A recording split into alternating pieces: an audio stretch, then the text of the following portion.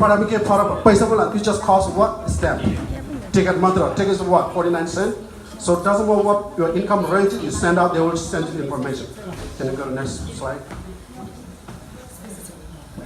so यो कुरा त अहिले प्रिन्ट लिस्ट आउँछ सबैले पाउँछ यो अहिले कितुले प्रिन्ट आउट गर्छ अनि यो पनि यहाँ चाहिँ के भन्छ short waiting list waiting list चाहिँ के हो र भन्दा अहिले एपार्टमेन्टहरु यो चाहिँ अब के रे you have to call them directly तिनीहरु यो त तुरुन्तै एपार्टमेन्ट अवेलेबल भएको ठाउँ अब अहिलेको चाहिँ लिस्ट बढी छ यसमा चाहिँ लिस्ट कम छ हैन यसमा चाहिँ एपार्टमेन्टहरु अहिले भइरहेको तपाईले अब धेरै जसो ब्राउन्समा होला क्वीन्समा होला तर चित्त बुझ्ला नबुझ्ला तर if you go look at it if you like the apartment it's worth to call them right worth to call them say hey I need an application form so this one doesn't have a waiting list as of today so these are the apartment the kid will print out the receipt and there's some in the Bronx and Manhattan a couple of apartment so यिनीहरु चाहिँ के भने अब अहिले open भइरहेको अपार्टमेन्टहरु त्यसै you just call them directly so we print out the list okay go to यो print out गर्छ अहिले तपाईले लिएर गएर आफै फोन गरे त्यो फोन गर्नु भन्दा पनि पहिला अब ठाउँ गएर यसो हेर्नुस् न अपार्टमेन्ट पनि फेरि कोही बेला फेरि अलिकति बस्नु नसक्ने खालको स्थिति पनि होला हैन फेरि त्यो ब्राउन कुनातिर कता पर्यो भने फेरि गुगल गरेर म्यापमा हेर्नुस् अनि नजिक ठाउँतिर छ भने हेर्न जानुस् अनि फोन गर्नुस् के oh the second one okay so this one's in Mitchell Lama development चाहिँ न्युयोर्क सिटीको पनि छ न्युयोर्कको पनि छ तिनीहरु चाहिँ त्यो अपार्टमेन्ट बिल्डिङहरु बिल्ड गरेर कि त कोमा बेच्छ कि त रेन्टल गर्छ हैन so this one's are the New York State one like click on the top on the housing list so you go scroll down so yeah just stop right there so if you go on the list also they will print out the list and your apartment also quite Bronx it's not only New York City actually even outside the New York City if you go Albany Rochester anywhere you go you see the apartment they will tell you how long you have to wait some of them like no waiting list that means you get the apartment right away as long as you qualify तपाईं त्यो qualify भयो भने आफ्नो income dragon भयो भने तुरुन्तै apartment income को फेरि क्वालिफाई नभए पनि इन्कम धेरै भयो भने पैसा अलि बढी लिन्छ हैन इन्कम कम भयो भने पैसा कम्ती लिन्छ कुरा चाहिँ के भने अपार्टमेन्ट चाहिँ मन पर्नु पर्यो यो चाहिँ न्युयोर्क सिटीको मात्र हो न्युयोर्क सिटी भन्दा बाहिर पनि भएको छ न्युयोर्क सिटीको पनि टानी छ ब्राउन्स क्वीन्स ब्रुकलिनमा अनि त्यो चाहिँ किन राम्रो के भने वेटिङ लिस्ट कति छ भने यसले भन्छ कि 1 to 2 years less than 1 year no waiting list so that means like you know like trouble apply गर्नुभन्दा अगाडि नै त्यहाँ के कस्तो रहेछ टाइमिङ भनेर थाहा पाउने भयो अघि पहिला मैले दिएको लिस्टमा चाहिँ तपाईको कहिलेकै you have to wait like 2-3 years maybe 4 years but what to send it to wait right यहाँ मान्छे पछि 10-15 वर्ष नेपाल जान्छु भनेर अहिले 20 वर्ष भइसक्यो अमेरिकामै छ एप्लाई गरेर राखेर 3-4 वर्षमा कल आए पनि त्यो पनि त राम्रो हुन्छ हैन तपाईको 2-3 हजार तिर्नु सट्टामा अब को पायो भन्दा अपार्टमेन्ट आफै किनेर आफै बस्नु पायो भन्दा यो लाइफ टाइम चाहिँ यो अपार्टमेन्ट र उहाँले फरक के छ भने त्यो तपाईले प्राइभेट अपार्टमेन्ट किन्यो भने चाहिँ त्यस इक्विटी अलि बढ्छ हैन बढी बढ्छ मार्केट भ्यालुमा जान्छ त्यो अपार्टमेन्ट किन्दाखेरि चाहिँ इक्विटी चाहिँ त्यति भन्दा ब्याज थप्छ तर त्यो अपार्टमेन्ट मार्केटमा गएर आफूले बेच्नु चाहिँ पाएन तर आफ्नो छोरा नातिले दिनु पर्यो आफ्नो फ्यामिली दिनु पर्यो छोड्नु पर्यो भने इट्स लाइफ टाइम यो apartment you own it so can you go to the next one again slide same slide yeah okay this one list I just compiled from the New York State for senior citizens 62 and above like 62 वर्ष भन्दा हाम्रो शेर्पाहरु नेपालीहरु पनि कति there's so many people like 62 त भइसकेन हैन अब मै 50 बोल्न लाइसे भन्दा 62 त अब यहाँ काम गरिरहेछ मजाले हैन 62 भन्दा माथि छ पनि यो अपार्टमेन्टहरुमा प्रेफरेन्स पाउँछ तपाईको हेर्नुस् है अलि छिटो भन्दा छिटो एप्लिकेसन अपार्टमेन्टहरु पाउँछ सिनियर सिटिजनको 50,000 भन्दा लेस इन्कम छ भने तपाईको 1500 पनि 8-900 पनि घर भाडा पर्दैन यो चाहिँ सिनियर सिटिजनको लागि अपार्टमेन्टको चाहिँ छ र यसले पनि भन्छ अन्डर 1 year वेटिङ टाइम कति छ यो वेटिङ टाइम भने छ नि तपाईको यो 1 2 3 4 कलममा छ नि त्यसले भन्छ अनि यहाँ त सबभन्दा राइटमा चाहिँ त्यो को हो कसो कम्पनी हो त्यसलाई चाहिँ हामीले चिठी पठाउँदै एप्लिकेसन फोन गर्यौं त्यसलाई सोध्दै सबभन्दा राइटको चाहिँ त्यो अपार्टमेन्टको चाहिँ एड्रेसहरु चाहिँ त्यो सबै त्यो सबभन्दा राइटमा के रे सबभन्दा मेरो लेफ्टमा तपाईको राइटमा भन्नु क्या तपाईको लेफ्ट मेरो लेफ्टमा छ and just go to the can you go back to slide say I think I'm done on that and then let's go this one so slide पनि आज इमेलहरु लेखेको छ भने त्यो स्लाइड पनि सबैलाई पठाइन्छ यो पछाडीको स्लाइडमा चाहिँ के भनेको छ भने त्यो सबभन्दा माथि चाहिँ अब अहिले Tseringले चाहिँ she will talk about lottery system त्यो मान्छेले भन्छ तपाईले सुनेको छ हाउसिङ लटरी भने she will go through about how to apply for the housing lottery. This is lottery ma halne ho तपाईले उले भन्छ waiting list मा राख्छ अब तपाईको किस्मत अघि तपाईले भने जस्तो जति पनि एप्लाई गर्न पाउँछ नाम निक्से पनि उनीहरुले बोला पनि जाने हो हेर्नुस् गए पनि अनि आफ्नो कागजपत्रहरु इन्कमहरु देखाउने त्यसै अब Tsering भन्छ how to apply and कसरी एप्लाई गर्ने हो कसरी के गर्ने भन्ने उले भन्छ अनि त्यसपछि अब यो पब्लिक हाउसिङ हरु सम्बन्धी मलाई त्यति थाहा छैन त नाइचा भन्ने यो जुन सेक्सनमा छ नि त्यसमा section 8 the low income subsidy rent भनेर चाहिँ त्यसमा लो इन्कम छ र घरमा कोही उ छ भने त्यसमा पनि एप्लाई गर्दा हुन्छ त्यसपछि त्यो थर्डमा चाहिँ त्यो भिडियो छ भिडियोले पनि देखाउँछ तपाईँ बारे घरमा म इमेल गरेर पठाइदिन्छु सबैलाई अनि लास्ट दुईटा चाहिँ so this information applies to first time home buyer too त्यो सेकेन्ड लास्ट छ नि सबभन्दा तल भन्दा माथिकोमा चाहिँ न्युयोर्क सिटीमा चाहिँ अब घरहरु किन्नु पनि अलिकति 40,000 डाउन पेमेन्टको पैसा पनि साथी गर्छ उनीहरु क्लास लिनु पनि के भनेछ just I don't know exactly detail but they will help you for up to 40,000 down payment भने धेरै पैसा हो नि त हैन मान्छेले वर्षमा कमाउँछ त्यो पनि त्यो लिंकमा छ हेर्नुस् सबभन्दा लास्टमा चाहिँ त्यो न्युयोर्क स्टेटको यो पनि म स्लाइड तपाईहरुलाई पठाइदिन्छु अनि हेरेर त्यसमा हेर्नुस् र with further due अब Tseringले चाहिँ यो हाउसिङ लटरी सिस्टममा चाहिँ कसरी एप्लाई गर्ने भन्ने कुरा चाहिँ उल्लेख गर्छ अनि त्यसपछि चाहिँ अनि यो प्रोग्राम सकेपछि अब शेर्पा केटीले अब आइन्दा अब अर्को हप्तादेखि कस्तो खालको प्रोग्राम राख्ने र के हो भन्छ उहाँहरुको धारणा बुझौँ र त्यसपछि म एकछिन यहाँ हुन्छ ल तपाईहरुले त्यो 1 to 1 आएर एकछिन कुरा गर्नुहुन्छ र एप्लाई गर्नुहुन्छ भने अनि त्यसपछि कुरा गरौँ है त sorry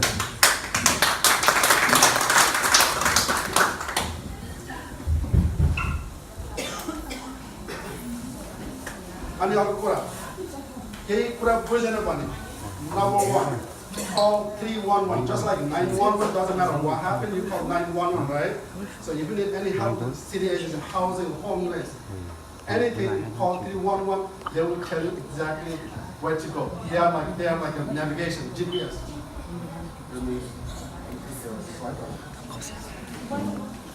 When you call 311, you can ask for the affordable housing hotline when it comes to affordable housing. Like Lobsang T said, there's a lot of different... Wait, first of all, can anyone here not understand English? Okay, cool. Nepali saying so? Okay. मेरो नेपाली राम्रो होइन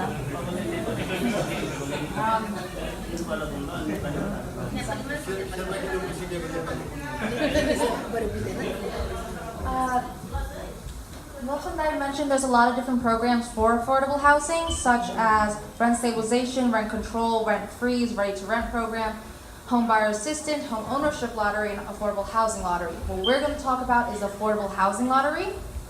And before we talk about the affordable housing lottery, I just want to define what affordable housing is. Does anybody here know what affordable housing, like the definition? So basically, affordable housing means if you spend 30% or less of your income, that is considered affordable housing. Rent and utilities, you should spend 30% or less. If you spend more than 30% of your gross income on rent and utilities, then you're considered rent burdened. Now, de Blasio has his own idea that he called the Housing New York 2.0 plan. He wants 300,000 affordable units by 2026, and he's going to do this through preserving old houses and helping you stay in the place, your home you are in, and make sure the rent doesn't go up. That's called rent freeze.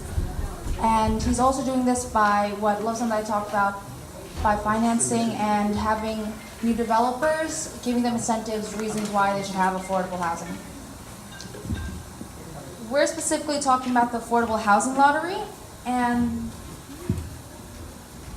the affordable housing lottery in New York City is just one option when it comes to finding affordable housing. Your immigration status does not matter, but what does matter is you have to be over 18, you have to have either a social security number or individual taxpayer number, an ITIN or SSN, and you can't own a home within New York City or within a certain range outside of New York City. To apply... धन्यवाद यो बिचमा अलिकति Nepali translation चाहिन्छ कि जस्तो लाग्यो मेरो छोरीको नेपाली चाहिँ यहाँ शेर्पाको रूपमै सिकेर यति भएको नेपाली हो अनि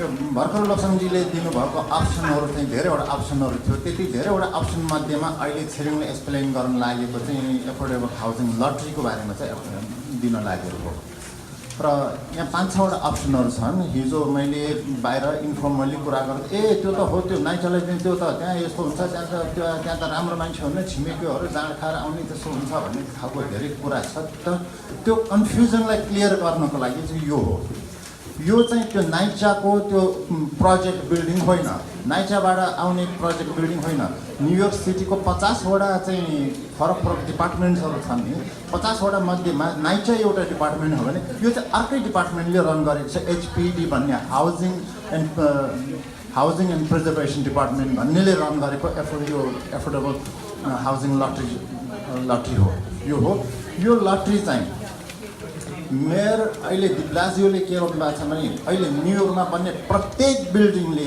सर्टेन % चाहिँ लो इन्कम न्यून आय भएका चाहिँ परिवारहरूको लागि छुट्याइएको हुनुपर्छ त्यो 7th एभेन्यूमा पनि हुनसक्छ म्यानहट्टन हुनसक्छ 5th एभेन्यूमा हुनसक्छ अहिले धेरै नै धेरै चाहिँ अपार्टमेन्टहरू अहिले हडसन यार्ड्समा खुलिरहेछन् 42nd स्ट्रिटमा केही वर्ष अगाडि मात्रै धेरै लो इन्कम मान्छेहरू त्यहाँ बस्न थालिसकेका छन् अहिले न्युयोर्कमा त्यस्तो अपर्च्युनिटी छ तपाईँ लो इन्कम तपाईँ 50,000 भन्दा कम कमाउने व्यक्ति यो अपार्टमेन्टमा हुनुहुन्छ भने पल्लो अपार्टमेन्ट चाहिँ बिलियनियर पनि बसेको हुनसक्छ त्यस्तो किसिमको ठाउँ हो त्यो चाहिँ प्रोजेक्ट बिल्डिङ होइन त्यो एउटा क्लियर गर्नु पर्यो अनि दोस्रो कुरो यो पाउँछ या पाउँदैन लट्री पो रहेछ भन्ने कुरामा चाहिँ मेयर डिब्लाजियोको एउटा के प्लान छ भने यो 2026सम्म 2026सम्ममा चाहिँ 3 लाखवटा चाहिँ यस्तो युनिटहरू चाहिँ लो इन्कम फ्यामिलीलाई बाँडिसक्ने प्लान छ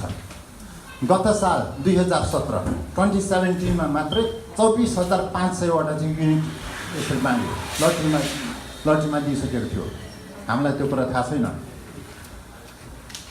त्यही भएर अपर्च्युनिटी एकदम धेरै छ 3 लाखवटा चाहिँ अपार्टमेन्ट त्यसरी दिँदैछ भने 3 लाखमा कसो नपर्ला त 1 लाख जस्तो नेपालीलाई आउने हो त्यो होइन अनि त्यो हो अब यो लटरी सिस्टमको बारेमा सबभन्दा ठुलो कुरा चाहिँ मैले क्लियर गर्न खोजेको चाहिँ नाइचाको बिल्डिङ होइन यो चाहिँ एकदम राम्रो बिल्डिङ महँगो बिल्डिङदेखि लिएर चाहिँ सबै त्यो हाई राइज बिल्डिङदेखि लिएर सबै पर्छ नि यसभित्रमा चाहिँ अहिले न्युयोर्क सिटीमा बन्ने प्रत्येक बिल्डिङमा चाहिँ यो अभाइलेबल छ यो लो इन्कम फ्यामिलीको लागि चाहिँ यो एफोर्डेबल हाउसिङ एभाइलेबल छ अब सबैभन्दा ठुल्ठुलो अहिले चर्चामा आएको चाहिँ अब यहाँ ब्रुकलिनको भनौँ यो डोमिनोस सुगरको त्यो फ्याक्ट्री बन्द भएको ठाउँमा बन्दैछ नि त्यहाँ हजारौँ युनिट त्यहाँ खोज्दैछन् हडसन यार्ड्सहरू चाहिँ अलिकति पपुलरहरू भयो तर भर्खर लोकसङ्घले देखाउनु भयो 5 बरोमा चाहिँ छ यो चाहिँ उहाँले देखाउनु भएको आउट स्टेट अर्कै हो यो एफोर्डेबल हाउसिङ लटरीभित्र चाहिँ पर्दैन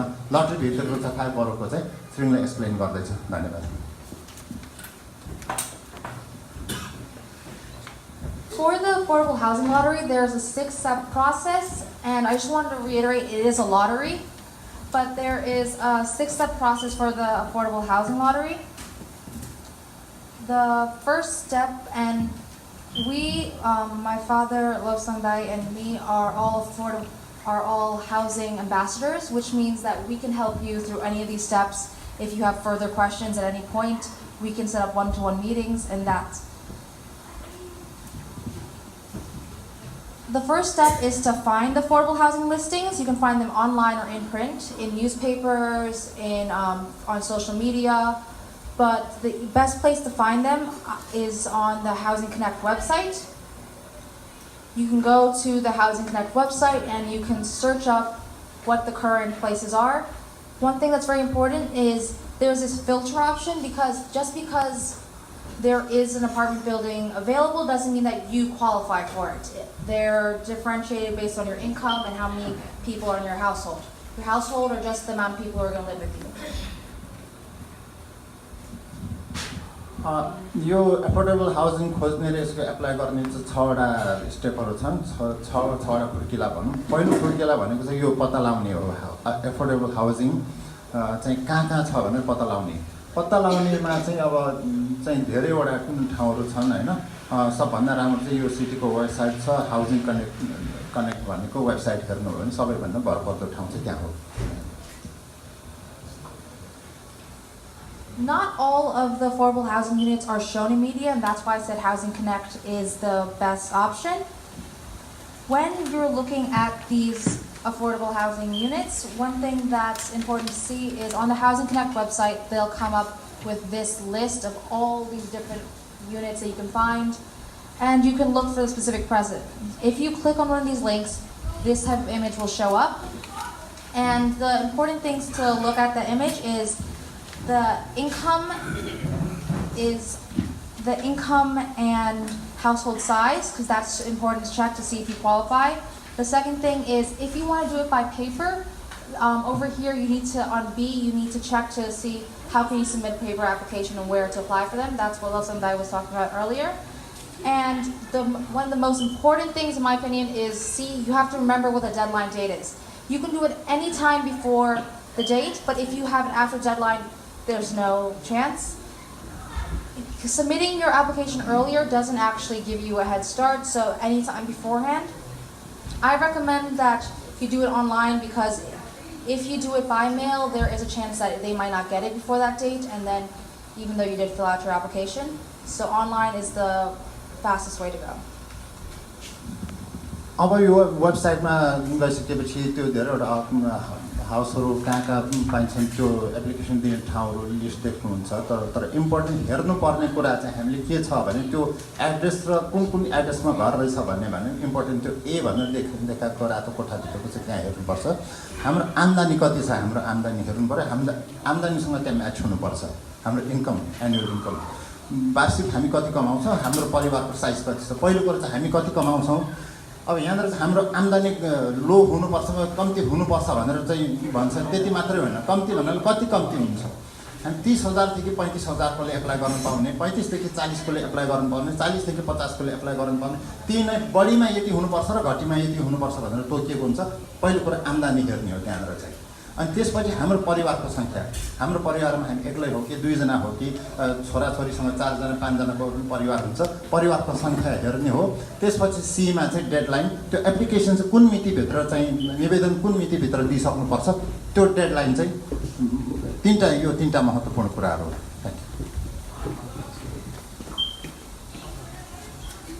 The second step is you have to look at the eligibility requirements, and that's what we talked a little bit about earlier. Eligibility for different projects varies from project to project. Just because you are eligible for one project doesn't mean you are eligible for another one. Additionally, within projects there can be different eligibilities. You could be eligible if your combined household income is between development's minimum and maximum limits. You also, the members of your household meets program rules. Those two are necessary. The second two, the credit history meets developer standards and you don't have housing, legal, or criminal issues. If you do have housing, legal, or criminal issues, or your credit history is a bit shaky, you can talk to one of us and we can see, because there is some leeway with that in some cases, we can see if that fits your individual case or not. अर्को हेर्नुपर्ने चाहिँ तपाईँ त्यसमा चाहिँ qualify हुनुहुन्छ कि हुन्न त्यसमा एप्लाई गर्नका लागि त्यसमा निवेदन दिनको लागि तपाईँ योग्य हुनुहुन्छ कि हुन्न भन्ने कुरो चाहिँ अर्को महत्त्वपूर्ण कुरा हो त्यसमा निवेदन दिनको योग्य हुनलाई चाहिँ त्यो प्रत्येक हाउसको प्रत्येक हाउसिङ युनिटको चाहिँ के हुन्छ भने अघि पनि मैले भने इन्कम गाइडलाइन हुन्छ यति भन्दा यति इन्कमले चाहिँ गर्न पाउने भन्ने हुन्छ अनि त्यसपछि दोस्रो चाहिँ तपाईको चाहिँ यसभन्दा अघिल्लो तपाईको हिस्ट्रीमा चाहिँ क्रेडिट हिस्ट्रीमा चाहिँ कुनै हाउसिङ सम्बन्धी चाहिँ समस्या परेको हुनु हुँदैन कुनै ठाउँमा तपाईले घर भाडामा बस्नु भएको छ भाडा नतिरै बसेको हैन ढिलो तिरेको रेन्ट त्यस्तो गरेको कुनै रेकर्डहरू छ कि त्यो पनि चेक गर्छन् क्रेडिट हिस्ट्री आउँछ त्यहाँबाट त्यसै गरी आउँछ त्यो अहिले म एक्सप्लेन गर्छु धन्यवाद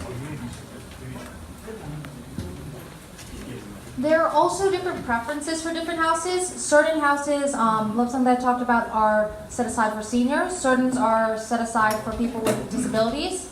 If you have a disability or someone in your family has a disability, whether it's mobility, hearing, vision, there's not a lot of paperwork required. You just have to say that a doctor has to sign a paper saying if they had a house it would be nice, that fits them.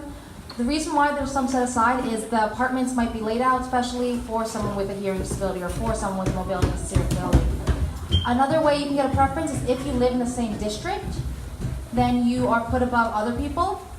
If you work for the city, That is another preference, that there might be like 5% are set aside for city employees. And another one is New York City residents are given preference over non-New York City residents. People who don't live in New York City can apply, but they're lower on the preference, so they're less likely to get an apartment. अब अघिको भनिसकेपछि त्यहाँबाट तपाईको मैले के भन्दै थिएँ अघि तपाईको पहिलेको तपाईको रेकर्डहरू पहिले बसेको ठाउँको रेकर्ड एउटा तान्छ दोस्रो कुरा तपाईको क्रेडिट चेक गर्छ त्यहाँबाट हाउसिङ हेर्दाखेरि हाउसिङ धेरै किसिमको हुन्छ त्यहाँबाट चाहिँ प्रायोरिटी हुन्छ त्यसैले प्राथमिकताको आधारमा दिने गरिन्छ कतिपय चाहिँ सबै ठाउँमा त्यो प्राथमिकता भन्दैन छुट्याइएको हुन्छ त्यो चाहिँ कसैलाई छुट्याएको हुन्छ कुनै चाहिँ अलिकति सिनियर सिटिजनहरूको लागि वृद्धहरूको लागि 60 वर्षको कि 65 नागेकोहरूको लागि उनीहरूलाई चाहिँ अलिकति प्राथमिकता दिने ठाउँहरू हुन्छन् भने कुनै चाहिँ बिरामीहरू अपाङ्गहरूको लागि हुन्छ त्यो बिल्डिङ नै त्यसरी बनेको हुन्छ कुनैमा चाहिँ अब धेरै हिँडुल गर्न नपर्ने किसिमको बनाएको हुन्छ भने कुनै बिरामीहरूको लागि आँखा नदेख्नेहरूको लागि चाहिँ सजिलो हुने गरी कुनै कान नसुन्नेहरूको लागि सजिलो हुने गरी बनाइएको बिल्डिङहरू हुन्छ त्यसरी हुन्छ अनि अर्को प्राथमिकता चाहिँ के हुन्छ भने न्यु योर्क सिटीभित्रको चाहिँ अपार्टमेन्टहरू एप्लाई गर्नुहुन्छ भने तपाईँ बाहिरकोले भन्दा पनि यहाँ न्यु योर्क सिटीकै बासिन्दालाई चाहिँ प्राथमिकता हुन्छ बाहिरकोले पनि एप्लाई गर्न पाउँछ तर यहाँकोलाई चाहिँ प्राथमिकता हुन्छ One of the most confusing parts about eligibility is the income. Your income includes your employment, and if you're employed, if you're self-employed, like if you drive a taxi, or other sources. Other sources can differ, and if you want to set a one-to-one meeting, you can always ask more about this, because this is one of the most hardest parts to deal with it. What this chart on the board shows is it explains the income categories based on your household size, so you can see where you and your family fit in. When people place different housings, they're going to say the different AMIs, whether it's extremely low income, very low income, moderate income, middle income. You see it varies from size to size based on how many people are in your house, from 1 person to 6 people. You can go anywhere from 199 and 60. Wow, that's depending on if you have more people in your family, you can have a higher income range. Another thing is your eligibility is there's a certain amount of assets, how much assets you have, how much if you own, let's say, jewelry, or if you own a car, or if you own a house, those are all considered assets. The asset limit is based on this if you look at the row for 4 people, whatever your AMI is, that asset limit is what your asset limit is. That 4 people is how much money you're allowed to have, separate from your income. And the reason why it's very important, and you should try to be as honest as you can, is they want to make sure that you're able to pay for the house. Let's say other source of income might be if you get help from a friend, or if you get help from family members who give you $5,000 a year, so it's just a little bit of help. They want to make sure that you can be able to afford this apartment after you get it, so you don't fall behind your rent. And they also want to make sure that you need the apartments. You're not taking advantage of the system.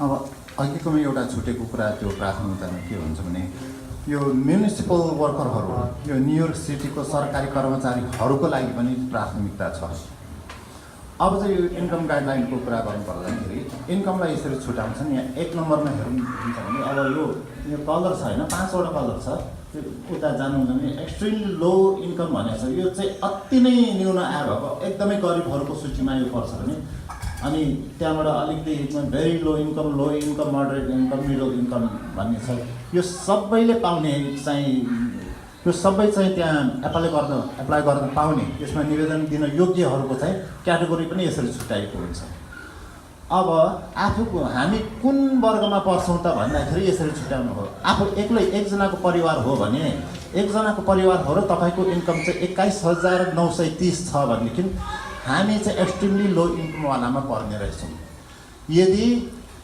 यसरी बढ्दै जाँदाखेरि चाहिँ अब एकजनाको परिवारको income चाहिँ यो भित्र पर्ने रहेछ भनेदेखि हामी मिडल इन्कम भित्र पर्ने रहेछौँ भनेदेखि 5 जनाको परिवारमा तपाईको वार्षिक आम्दानी 33,810 छ भने तपाईँ एक्सट्रिमली लो इन्कममा पर्ने भयो।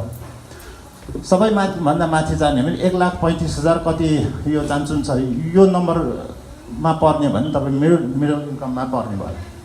यिनीहरू सबैले पाउँछन् तर ठाउँ हेरिकन त्यो भाडा दर फरक हुन्छ। अनि अब यहाँ कुरा के हुन्छ भने कसैले अब यहाँ त्यहाँ त लो इन्कम हुनुपर्छ अरे भनेर चाहिँ इन्कम लुकाएर पनि गरेको हुनसक्छ कसैले हैन। यस्तो होइन, यहाँ कस्तो छ भनेदेखि तपाईँ त्यस्तो गरिब हुनु पर्यो कि जुन त्यो पाउनको लागि तपाईँले त्यो त्यहाँको भाडा तिर्न नसक्ने तपाईँ हुनु पर्यो। तर यति धेरै गरिब पनि हुनु भएन कि उनीहरूले तोकेको त्यो भाडा पनि तिर्न नसक्ने चाहिँ हुन भएन फेरि हैन। अब एकजना मान्छे 20,000 21,000 भन्दा पनि कम कमाउने मान्छेलाई भाडामा दिने हो भने त्यो मान्छेले त भाडा नै तिर्न सक्दैन नि हैन। उसले चाहिँ अरू अप्सन हेर्नुपर्छ। अघि लोकसङ्घले देखाउनु भएको अप्सनहरूमा उनीहरूलाई चाहिँ त्यहाँ छ। अब यहाँ 6 जनाको परिवार छ, वर्षको आम्दानी चाहिँ 36,000 भन्दा पनि कम छ, 30,000 मात्रै छ भनेदेखि उनीहरूले चाहिँ पाएन। उनीहरूको साह्रै नै कम्ती भयो। त्यहाँ कम्ती त कम्ती भयो, साह्रै नै कम्ती भयो, त्यहाँ पनि बस्न नसक्ने किसिमको कम्ती भयो क्या उनीहरूको चाहिँ। त्यसरी हेर्नुपर्ने हुन्छ। र उनीहरूले हेरेर अब यो चाहिँ वार्षिक आम्दानीको कुरा भयो। तपाईँले काम गरेर तपाईँले व्यापार गरेर कति कमाउनुहुन्छ भन्ने कुरो चाहिँ यहाँबाट हुने भयो। तर तपाईँको सम्पत्ति कति छ त्यसले पनि असर पार्न सक्छ। तर सम्पत्ति यो धेरै ठुलो फ्याक्टर चाहिँ होइन। सम्पत्ति चाहिँ तपाईँसँग ठुलो सम्पत्ति छ, त्यसले धेरै ठुलो फरक त पार्दैन। तर यहाँ सम्पत्तिको लिमिटेसन चाहिँ यस्तो छ, यो इन्कम ब्राकेट अनुसार चाहिँ यहाँसम्मको उसमा चाहिँ 50,000सम्मको भएको हुनुपर्ने, यहाँ 1 लाख यति हुनुपर्ने होइन। यहाँ धेरै धनी पनि हुनु भएन, धेरै गरिब पनि हुनु भएन। त्यसको लागि हो, त्यसको लागि चाहिँ सिटीमा गएर तपाईँले एपोइन्टमेन्ट बनाएर तपाईँले 1-to-1 मिटिङ गर्न सक्नुहुन्छ। प्रत्येक व्यक्ति तपाईँले मिटिङ गरेर एकजना व्यक्तिले तपाईँको लागि टाइम निर्धारण गरेर यो दिन यो गति यति टाइममा भनेर चाहिँ तपाईँको कागजहरू सबै बोकेर, तपाईँको इन्कमको कागजहरू, तपाईँसँग भएको सम्पत्ति विवरण सबै बोकेर गएर चाहिँ मैले पाउँछु कि पाउँदिनँ, पाउँछ भने कुन क्याटेगोरीको पाउँछु भनेर चाहिँ त्यहाँनिर चाहिँ परामर्श लिन सक्नुहुन्छ। बाइ द वे यो चाहिँ कस्तो भने सिटीमा भन्दै थिएँ मैले, यो अघि सुरुमा दिनुपर्ने चाहिँ इन्फर्मेसन थियो। मैले सुरुमा दिनुपर्ने इन्फर्मेसन थियो।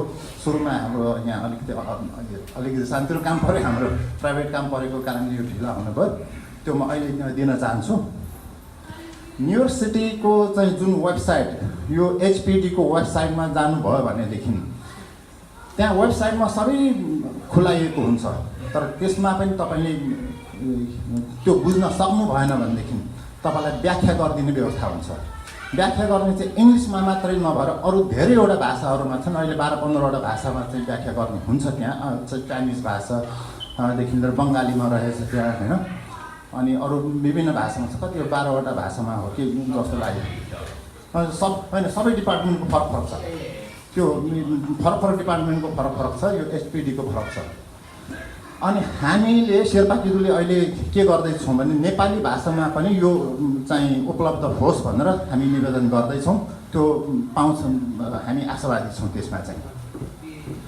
अनि त्यसबाट यो सिटीको चाहिँ कसो भने सिटी हलमै जानु पर्दैन तपाईँले इन्फर्मेसन लिनको लागि। न्युयोर्क सिटीले तोकिएको हुन्छ यो ठाउँमा चाहिँ तपाईँलाई यो सेन्टरबाट, क्विन्समा यो लोकेसनबाट, ब्रङ्क्सको यो लोकेसनबाट चाहिँ यो इन्फर्मेसन पाउनुहुनेछ भनेर चाहिँ लिस्टिङ हुन्छ। त्यहाँ गएर तपाईँ सोध्नु सक्नुहुन्छ।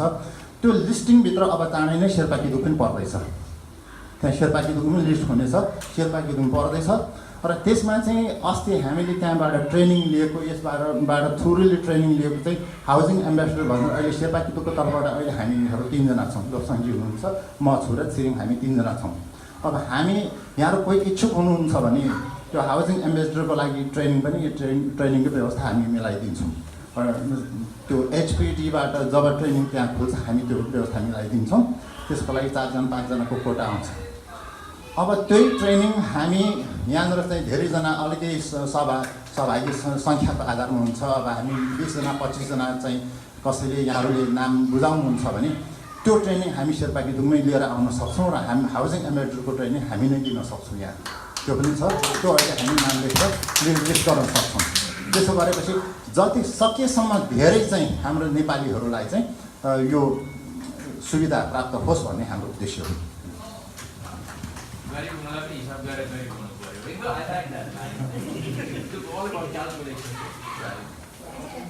These income levels are set by the Housing and Urban Development Department with the federal. So the federal government sets these income levels annually, so they might change next year. This is not necessarily what's going to be here next year. Additionally, in different developments, you might have multiple income brackets. So for one development, you might have the very low income and moderate income. It's not necessarily just going to be one. You might have 1, 2, 3 different income brackets. So make sure to read it very carefully. Additionally, if you have any sort of rental subsidy, you don't have to meet the minimum income bracket, but the maximum income bracket does apply. The next step is you have to mail your application or register and submit online. I recommend that you do it online just because it makes things a lot easier. If you apply online, you're going to set up a profile on Housing Connect, and you only have to do it once. It's going to ask you for all of your information on all the members of your household. Another thing about the income is it only applies to adult members of your household. If your child does some sort of internship or part-time job, that doesn't apply. And if you have a child who's over 18, but you still consider them a dependent as part of your tax, when you do your taxes, then that person also only $480, I think, of their income. So let's say your daughter or son is over 18 and works full-time, but just because they work full-time does not necessarily mean that their incomes get counted at that. That might not be counted. They, depending on your specific situation. Again, because like we're housing ambassadors, you can just set up a meeting with us and we can talk about your specific situations. One thing that's great I like about Housing Connect is you only have to apply once. Once you do your profile once, you can just click apply anywhere here, and then you can apply to any of them. That does not mean you should apply to all of them, because you might not qualify for all of them, so that's just going to waste your time and make you feel very frustrated. So if you want to look at additional preferences, some of them do have them. You can click here for the more additional preferences. To see who qualifies, you click here in the name, and that will show you who qualifies for that thing. With Housing Connect, since you only have to do it once and then you're finished with it, we can help you go through the first initial application. But remember, every time you log into Housing Connect to try to update your application, if someone loses a job or someone gets a new job, or if you now want 5 people because like your parents moved in with you, any small change is you have to update it onto your Housing Connect, because if there's anything different, if you do get called up and there's anything different, you will be disqualified. You can send in you can mail in your application or do it online, but you cannot do both, because if you do more than one application for your family, you will also be disqualified. So those are 2 things to be careful about. अब यो निवेदन कसरी दिने भन्नेको process, यसको प्रक्रियाको बारेमा जान्छ हामी। निवेदन एउटा चाहिँ तपाईले एउटा मेल गर्न सक्नुहुन्छ, हुलाकबाट भरेर साइन गरेर पठाउन सक्नुहुन्छ। अर्को चाहिँ अनलाइनमा गर्न सक्नुहुन्छ, इन्टरनेटमा गर्न सक्नुहुन्छ।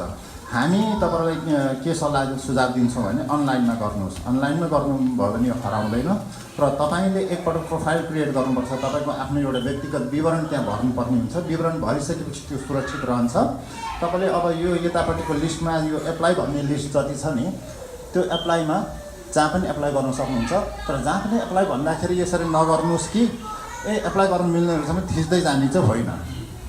त्यहाँ एप्लाई गर्दाखेरि तपाईको क्राइटेरिया अनुसार तपाईँ त्यसमा क्वालिफाई हुनुहुन्छ कि हुनुहुन्न।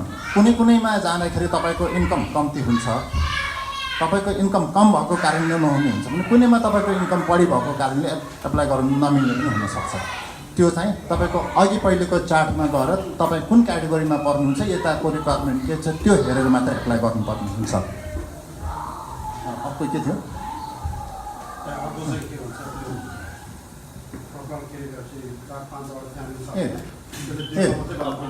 प्रोफाइल क्रिएट गरिसकेपछि के छ भने तपाईँको इन्कम जब दिनुहुन्छ भने तपाईँ श्रीमान श्रीमतीको इन्कम दिनुहुन्छ, तपाईँको नानीहरूको एउटा हाउस होल्ड साइज, हाम्रो परिवारको सदस्य सङ्ख्या त तपाईँले त्यहाँ तोकेर दिनुहुनेछ। तर त्यसमा तपाईँको नानीहरूको इन्कम काउन्ट हुँदैन, उनीहरूको नानीहरूको आम्दानीलाई त्यहाँ जोडिँदैन। तर नानीहरू तपाईँको 18 वर्षभन्दा माथि गइसकेको नानीहरू छ र उनीहरू फुल टाइम काम गर्ने छ र पूर्णकालीन चाहिँ जागिरमा छन् भनेदेखि उनीहरूले छुट्टै एप्लाई गर्न पनि सक्छ, तपाईँहरू सँगै एप्लाई गर्नु पनि सक्छ। हो तर उनीहरूले फरक चाहिँ गर्नु मिलेन फेरि, होइन? एउटै हाउस होल्डमा छ, एउटै हाउस होल्डबाट तपाईँले चाहिँ बाउको नामबाट एउटा, बुढीको नामबाट एउटा, छोराको नामबाट त्यो चाहिँ गर्नु मिल्दैन त्यो चाहिँ। हजुर, त्यसलाई चाहिँ फेरि उनीहरूले छाटकाट गरेर निकाल्न सक्छ। त्यो भएर एउटा हाउस होल्डमा भइसकेपछि एउटै मात्रै निवेदन जान्छ।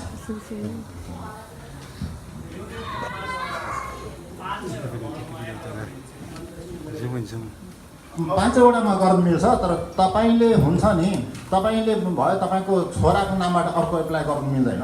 तपाईँको छोरा 5 जना परिवार देखाउनु भएको छ, होइन? तपाईँको नाममा छ भने छोराले फेरि अर्को एप्लाई गर्नु चाहिँ मिल्दैन। 5 वटा चाहिँ मिल्छ। 5 वटा त तपाईँले क्वालिफाई हुने त 5 वटाभन्दा जतिमा पनि एप्लाई गर्न सक्नुहुन्छ। त्यो क्याटेगोरी आफ्नो रेन्जभित्र पर्नुहुन्छ, जतिवटा पनि क्लिक गर्न सक्नुहुन्छ। एउटा प्रश्न छ मेरो, पछि भन्दा अहिले म आफै पनि गवाहीको रूपमा मैले एप्लाई गरेको मिन्सेलामा, जब म ब्रान्चमा सर्ने भएपछि मैले एप्लाई गरेको, त्यहाँबाट त्यो एप्लाई गरिसकेपछि उनीहरूले टाइमली नोटिफिकेसन दिएको रहेछ, होइन? लेन्थ चाहिँ मोस्ट लाइकली यो ठाउँको लागि चाहिँ 1.5 वर्षदेखि 2 वर्ष पर्ने हुन्छ है भनेर। अब प्रश्न के आउँछ भने मेरो लोटो भन्नुहोस् कि चान्सेस 2 वर्ष पछाडि पालो आइसक्दाखेरि मेरो पहिलेको ब्याकग्राउन्डभन्दा त फरक भइसकेको हुन्छ नि त गाइडलाइनमा, होइन? म पोभर्टी लेभलभन्दा माथि उठिसकेको हुन्छ, वाहा भन्छ त्यो मोडरेट लेभलभन्दा माथि जान्छ भने One thing that's nice about applying online is you can update your information and your profile is considered your application. If you have a change while you are while your application is still being processed, if it's a change that you cannot control, for example, you got fired from a job or it's something that you didn't contribute to, then that doesn't count against your application. If there is something you can control, depending on the specific change, you might be either put at lower preference or you might be disqualified depending on what it's like. But it's usually they'll just put you at lower preference rather, like they'll put you at the end of the waiting list, which makes your chances less likely if you change it. If it's something that you couldn't control though, it's not something that's an issue at all. Well, I applied in 2013 and I was eligible and my income was really low, even moderate. But suddenly it goes up in the 16, I have better Well, job. in 2016, yeah, because it's not going to take you 3 or 4 years. You can always update your application, and you are encouraged to update your application because when you do hear back, if you hear back, then it's important that you have the updated information that's part of your application. Always update your application. Don't worry about that. Just keep on updating your application because one thing you might be disqualified for is if your application isn't up to date, then you can be disqualified for that because they need your updated information. What we're gonna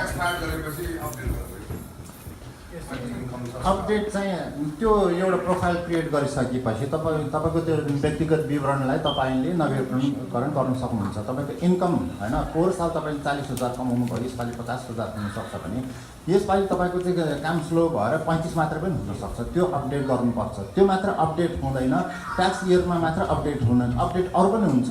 तपाईँको घरमा बच्चा जन्मियो भनेदेखि तपाईँको income family size 4बाट 5 हुने भयो, होइन? कसैको मृत्यु भयो भने 5बाट 4 पनि हुने भयो, होइन? त्यस्तो किसिमको सिचुएसनहरू हुन्छ, त्यसमा अपडेट गर्दै जानुपर्ने हुन्छ। अपडेटले चाहिँ कस्तो भने तपाईँको त्यो पाउन सक्ने मौका अवसर चाहिँ कम हुनसक्छ, तर तपाईँको लिस्ट त्यहाँबाट चाहिँ हट्दैन, होइन?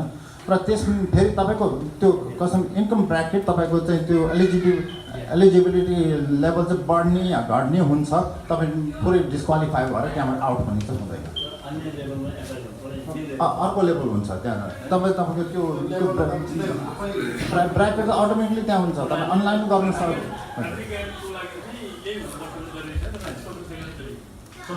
तपाईँले एउटा कुरा न्युयोर्क सिटीको यसमा मात्र न्युयोर्क सिटीको कुनै पनि डिपार्टमेन्ट यो एप्रुभ गर्नलाई धेरैवटा प्रश्नहरू राख्नु पऱ्यो मेयरसँग 3 पटक प्रश्न राख्नु पऱ्यो हाम्रो नेपाली लयरहरूसँग पनि पटक पटक यहाँहरूले नै देख्नु भएको होला मैले बारम्बार एउटै प्रश्न दोहोऱ्याएको थिएँ एप्रुभ छ न्युयोर्क सिटीको कुनै पनि डिपार्टमेन्टमा तपाईँलाई तपाईँको ग्रिन कार्ड छ कि छैन भनेर सोध्दैन तपाईँसँग सिटिजनसिप छ कि छैन भनेर सोध्दैन त्यस्तै यहाँ पनि त्यो लागु हुन्छ तपाईँको सिटिजनसिप पनि सोध्दैन ग्रिन कार्ड पनि सोध्दैन तपाईँ सोसियल सिक्युरिटी नम्बर चाहिँ हुनुपर्छ You can have a social security number or an individual taxpayer identification. You can either have an SSN or ITIN. The reason why they need that is because they're going to run a background check on you, and that's it. They're not looking for much information. They just need to run a background check on you to see your criminal history. That's what some people might want to do. The next part is you're going to wait. Now, during this time period, you might be feeling anxious. You don't really know what's happening. And so I want to just explain to you what's happening while you're waiting. So when you're waiting for that 2 to 10 months to hear back, you may or may not hear back. If you don't get accepted, you will not hear anything back from them. One thing about when you wait is after the deadline, all the applications are put onto one computer system. So if you mail an application, they type that onto the computer. If you're online, they just transfer that to the computer system, and that computer system assigns each application a log number. If you did an online application, you can see what your log number is. If you did it by mail, unfortunately you can't. And with that log number, they basically make it a lottery from that to choose. After you have been selected for that, if your log number has been selected, if your log number is pretty low, you might hear from them within 2 months or less. But if your log number is a higher number, it might take like 10 months for you to hear from them, or you might not hear from them at all. After your log number has been selected, basically what happens is they're going to check, do you qualify? So this is the developers doing this. Developers are going to see, is your income within the right bracket? Is your household family members? Is there any sort of preference for you that you need? After they check that, they are going to send that information to the housing department. The housing department is going to look over that. After they check that information, they're going to send that to the housing department. The housing departments are going to say, either the HPD or the HDC are going to say, yes, this information is right. So you will have to give them authorization to say, to the IRS to say they can take your tax forms. And one thing that I'm worried that you might have misinterpreted, is the income is not how much you made last year. The income is a guess of how much will you make this year and next year. So you cannot it's not just for your last year's tax returns. You might need a tax return for the last 3 years. In addition, with other information, there's a lot of different things that go into play with your income. It's not just your tax returns from last year. So it's what you think you will earn in the next year. यसपछि चाहिँ के छ भने तपाईँले income त्यो profile create गरिसक्नुभयो त्यसरी गरिसकेपछि अब चाहिँ पर्खाइको कुरा हुन्छ तपाईँले कति पर्खिने यो समय चाहिँ तपाईँलाई अब आउने हो कि होइन कति लाग्ने हो त्यसमा चाहिँ अब सिरिङको भाषा अनुसार हो भने तपाईँ अलिकति चिन्तित हुने समय चाहिँ त्यतिखेर आउँदै नआउने कि आउने हो कि होइन त्यसमा चाहिँ 2 महिनादेखि 10 महिनासम्म लाग्न सक्छ त्यो तपाईँले एउटा लगइन गरेपछि एउटा नम्बर तपाईँले पाउनुहुन्छ त्यो नम्बरको सङ्ख्या अनुसार पनि निर्धारण हुन्छ त्यो सङ्ख्या अलिकति कम छ भने चाहिँ तपाईँ 2 महिनामै पाउन सक्नुहुन्छ सङ्ख्या त्यो नम्बर निकै लामो छ ठुलो छ भने चाहिँ 10 महिनासम्म लाग्न सक्छ अथवा आउँदै नआउनु पनि सक्छ भनेछ अनि त्यो आइसकेपछि अनि त्यसपछि आइसकेपछि तपाईँ कुन इन्कम ब्राकेटभित्र जाने अनि त्यहाँबाट फेरि डेभलपरले चाहिँ हेर्ने कुरा अब चाहिँ त्यो चाहिँ तपाईँबाट त्यो तपाईँको क्याटेगोरी चाहिँ उता डेभलपर जो त्यो बिल्डिङ बनाउनेले हेर्ने कुरा हो त्यहाँ गएर चाहिँ तपाईँको कुनमा पर्नुहुन्छ त्यसरी छुटिन्छ एउटा क्वेसन है त्यो अहिलेसँग कन्टिन्यू जस्तै अब एप्रुभ भयो होइन जस्तै एप्रुभ भयो लो इन्कमवाला एप्रुभ भइसकेपछि बसेपछि त्यो रेन्टमा बस्ने मान्छे हामीहरूले अर्को राम्रो इन्कमको लागि जब पनि खोजिरहेको हुन्छ नि एकैचोटि भए त अब इन्कम बढेछ भने रेन्ट पनि बढ्ने हो कि अब त्यो यो चाहिँ यस्तो हो अब यो चाहिँ होइन यस्तो छ अहिले तपाईँले पाउनुभन्दा पहिले तपाईँ सरिसक्नुभन्दा पहिले तपाईँको प्रोफाइलमै अपडेट भइसक्यो भनेदेखि त्यो अनुसार नै पाउनुभन्दा पहिले पनि तपाईँ चेन्ज हुन्छ पाइसकेपछि चाहिँ त्यो लागु हुँदैन त्यो यो चाहिँ फेरि रेन्ट स्टेबलाइज अपार्टमेन्ट छ है भनेपछि कति वर्षसम्म चाहिँ त्यहाँ बस्न सकिन्छ फेरि इन्कम बढ्दैन कति वर्षसम्म त होइन कम्तीमा पो 5 वर्ष कि 10 वर्षसम्म बस्नुपर्ने हुन्छ तपाईँले स्योर चार्ज के भन्छ पैसा अलिकति लगाउन सक्छ होइन तर तपाईँ इन्कम बढी भयो भने घरमा निकाल्दै पाउँछ रेन्ट बढ्न सक्छ रेन्ट अलिकति बढ्छ धेरै पनि बिकज स्योर छ अनि एउटा कुरा चाहिँ रेन्ट स्टेबलाइजहरूमा त त्यो लागु हुँदैन फेरि त्यो त फरक हुन्छ नि रेन्ट स्टेबलाइज बिल्डिङमा त्यो धेरै खालको बिल्डिङहरू हुन्छ त्यो चाहिँ एकै खाले बिल्डिङहरू होइन नाइचर जस्तो होइन यो चाहिँ जेमा पनि तपाईँ जस्तो कस्तो किसिमको बिल्डिङमा पर्नुहुन्छ त्यो अनुसार हुन्छ रेन्ट स्टेबलाइज बिल्डिङमा पर्नुभयो भने रेन्ट स्टेबलाइजको त नियम थाहा छ होइन सर्टेन पर्सेन्ट हुन्छ त्योभन्दा बढी पनि बढ्दैन घट्नु पनि बढ्दैन तपाईँको इन्कम बढे पनि फरक पर्दैन त्यसमा चाहिँ त्यस्तो छ Whether your income goes up or down, they're going to meet with you annually to see if your income goes up or down. And if your income does go up or down, it will still be 30% or less of your income. So if your income, let's say for whatever reason, drops, then they will also drop the rent, even if that wasn't what the original application process was, and that wasn't the original eligibility. Once you're in the apartment, they will not keep you out of the apartment. That is your apartment until those 15 years are up.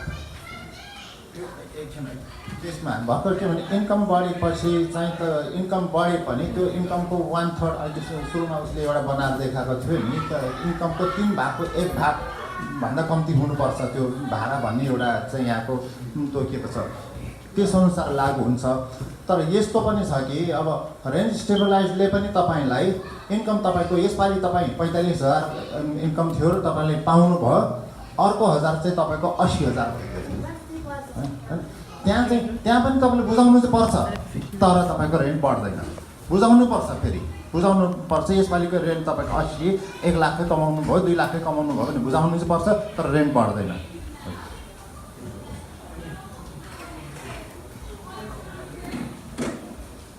Once your log number is reached,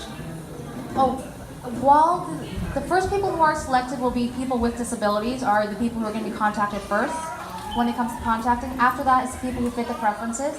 That might mean over this certain age, or from this district, or from this neighborhood. Those might be the preferences. And after that, it's the general public. So if you don't meet one of the preferences or don't have a disability, it might take longer to hear back from them. If you are selected, and like I want to say again, this is a lottery, so you may or may not be selected, even if you fill all the qualifications. If you are selected, you have to go to the interview with all these documents. And we can give you a list, you will be given the list of all these documents you needed. You will be contacted, you can choose whether to be contacted by email or by mail. They will send you the first letter or email saying you've been selected for an interview, you have to have all these documents. My recommendation for you is to keep all those documents beforehand, have them stored separately so you can have them on hand, because once you have the interview, you have 10 days to show up to the interview, 10 business days or 2 weeks to show up to that interview. And if you don't come to the interview, then you're not getting the apartment. In that interview, anyone who's over 18 needs to be at that interview present. So you can take time to either, if you can't take time off work and you work on the weekdays, they are required to give you either something during the nighttime or during the weekends. So there is, wherever your schedule is, they will find it. You don't necessarily have to take off work for it. As long as you have some day, you can say, this is when I'm free, that's something they have to do. After you have this, so the documents that are important is like your birth certificate, your social security number or a TIN number. You might also need all these, your tax returns and all these forms to prove your income is your income, or if you have a disability, you do have this disability. The things for disability, they're not very hard on that, but the rest of them, they will be looking at these paperwork very clearly, and this interview is very, very important. If there is something that, whether it's your legal history or you have some sort of credit history that's not so great, there's a lot of different programs in New York City has to help you. So let's say your credit history isn't great, there's the Ready to Rent program, or if your legal history isn't great, it's only within a specific period, and your landlord, they're not allowed to contact your landlord unless you want them to contact your landlord. So if you have issues with your landlord, that's not an issue either. But this interview is very, very important if you want to be selected. अब तपाईको नाम त्यहाँ छनौटमा परिसकेपछि के गर्नु भन्ने हुन्छ। छनौटमा परिसकेपछि तपाईलाई चाहिँ यो कि त चिठी आउन सक्छ कि त इमेल आउन सक्छ र तपाईले इमेलको प्रेफरेन्स राख्नु भने इमेलबाट पनि सजिलो हुन्छ। र त्यतिकै त्यो सेलेक्ट हुनुभन्दा पहिले तपाईको कागजात सबै तपाईसँग तयार हुनुपर्छ। सबै किसिमको चाहिने कागजहरू उनीहरूले पनि पहिले पनि लिस्ट भनिसकेको हुन्छ, त्यो हामी दिन्छौँ तपाईलाई के चाहिन्छ भन्ने कुरा हामी दिन्छौँ। त्यो लिस्टमा भएको कागजात सबै तपाईसँग तयार हुनुपर्छ र त्यो इन्टरभ्यूको दिनमा चाहिँ त्यो बोकेर जानुपर्ने हुन्छ। त्यहाँ कागज पुगेन भने पनि त्यसको कारणले पनि तपाईँ डिस्क्वालिफाइड हुन सक्नुहुन्छ। र तपाईँ इन्टरभ्यूको लागि चाहिँ जब आइसकेपछि जसरी भए पनि त्यो इन्टरभ्यूमा पुग्नुपर्छ। तर कस्तो छ भनेदेखि इन्टरभ्यू चाहिँ तपाईँ विकडेजमा काम गरिराखेको समयमा पऱ्यो भने तपाईँले काम छोड्नुपर्छ भन्ने छैन। त्यो चाहिँ तपाईँ विकेन्डमा शनिबार आइतबार अथवा बेलुकीको समयमा काम सकिसकेर बेलुकीको समयमा पनि इन्टरभ्यूको समय मिलाउन सक्नुहुन्छ। तर इन्टरभ्यू छुटाउनु चाहिँ तपाईँलाई सक्नुहुन्छ, तपाईँले मिल्दैन। अनि त्यहाँ जाँदाखेरि चाहिँ तपाईँको चाहिँ चाहिने कागजहरू कहिलेकाहीँ अब क्रेडिट हिस्ट्री चेक गरेको हुन्छ, क्रेडिट चेक गरेको हुन्छ। क्रेडिट कुनै नराम्रो देखियो भने पनि तपाईँलाई अर्को अप्सन हुन्छ फेरि त्यहाँनिर चाहिँ त्यो राइट टु रेन्ट भन्ने एउटा चाहिँ जसरी भए पनि बस्न पाउने अधिकार एउटा सुरक्षित गरेको हुन्छ। फेरि यो त्यो क्याटेगोरीभित्र गएर त्यहाँ तपाईँले चाहिँ लड्न सक्नुहुन्छ त्यहाँबाट। अनि तपाईँको ब्याकग्राउन्ड चेक हुन्छ। ब्याकग्राउन्डहरूको बारेमा पनि कहिलेकाहीँ अब पहिले 6-7 वर्ष पहिले कुन ठाउँमा अपार्टमेन्टमा बस्दाखेरि चाहिँ ल्यान्डलोडसँग झगडा परेको रहेछ अरे, त्यो रेन्ट तिर्नलाई ढिला गरेको रहेछ अरे भन्ने खालको कुराहरू छ भने त्यो कुरो ठुलो कुरा हुँदैन, त्यसलाई मिलाउन सकिन्छ। त्यस कुराहरूलाई कहिले पनि कुनै कारणले कुनै एउटा तपाईँलाई डिस्क्वालिफाई गर्ने क्रेडिट स्कोरको लो आयो अथवा ब्याकग्राउन्ड चेकमा केही चेक गर्दाखेरि यस्तो देखियो भन्दाखेरि त्यतिको आधारमा आत्तिएर त्यहाँ नजाने चाहिँ होइन है। तपाईँ जानुपर्छ, स्पष्टीकरण दिने ठाउँ थुप्रै छ त्यहाँ र त्यसमा चाहिँ सहयोग पनि पाउनुहुन्छ त्यहाँनिर तपाईँ। After this interview, you will either be rejected or you will be invited to sign a lease.